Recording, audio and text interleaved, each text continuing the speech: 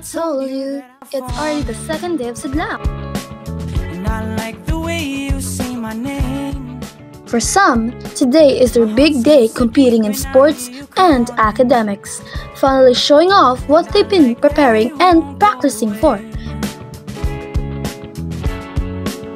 For others, it's still a preparation day, a few more days left before their big performance. Never mind, never mind.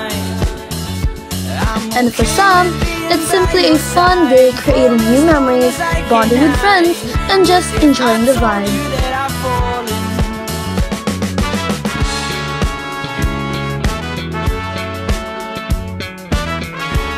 We all see intramurals differently, right? Gaano ka nakatagal dito sa NDMC? Nandito na po ako nung kindergarten pa. So marami ka ng intramurals na napagdaanan. Anong pinagkaiba ng Sidlak noon at ngayon? Ang aking masabi dyan ay ang variety ng mga sports po na masalihan. Ano ang mas gusto mo, yung noon or ngayon? Ngayon po, dahil mas marami na pong mapagpilian sa sports, hindi lang pwede sa mga field demo, mga baseball, meron na mga badminton. Ito po ay parang inclusive po sa lahat ng tao. So gaano ka nakatagal dito sa NDMC? Halos 2 years na po. 2 years, so bago pa lang. Ano ang nararamdaman mo every Sidlak? Ang daming events mapa-writer ka man, mapa-singer ka man, mapa-reader ka man, ganyan. Parang very inclusive. Okay, very inclusive. So, lahat ng tao is, meron silang pwedeng salihan. Nag-enjoy ka ba every intrams? Yes, malamang. Gaano ka nakatagal dito sa NDMC? I've been here since 2016, 15. So, mga 10 years or 9 years. Wow. Okay, matagal-tagal na siya here. So marami ka na Sidlak na naranasan. Which one do you prefer, the old Sidlak or yung new Sidlak? I prefer the old one. Because? Kasi yun, sabi ko, wala ngang shout out. Then, siya, like, okay lang man, combine ang college, pero mas masaya if tayo lang. Kasi sa atin lang yung time. Okay.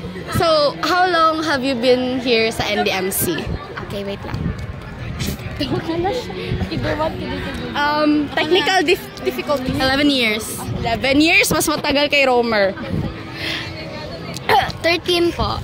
Ay, 13? Nilamangan ka. 13 years old ka na, diba? Oh, 13 years. Wait lang. Ay, hindi ko talaga alam. Since birth? Nandito ka.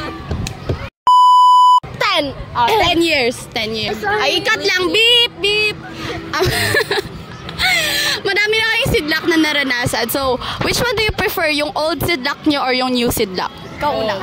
Sino mauna? Sino maina? Siya na sumabi. Old. Old. Why old? Because mas lingaw. Ambot nga nung dati man god, wala na nila, ang mga high school, wala na kayo sila gatambay sa ilang rooms. Like, karon tanawa ang mga dito. They're over there and over here. Ipakita.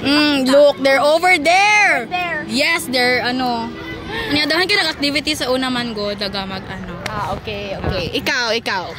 Old rin yung akin. Ay, okay. Bakit old? Dahil, ang puno ng campus, halos di ko na alam saan ako pupunta. Like, ang puno nila doon, madami ng food stands, ubos na yung pera ko. Wow! But no matter what today means for you, one thing's for sure, it's a day to enjoy. A day to play, eat, laugh, and jam to the music with friends and classmates, even with teachers. Because at the end of the day, Sidlak isn't just about competition, it's about connection and fun.